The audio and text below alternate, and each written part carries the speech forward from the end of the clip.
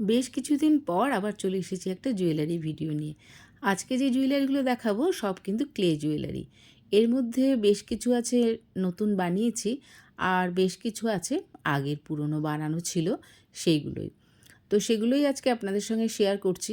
এর মধ্যে কিছু জুয়েলারি আছে যেগুলো নাকি ইয়াররিংস আছে, আবার কয়েকটার আছে যেগুলোর ইয়াররিংস নেই।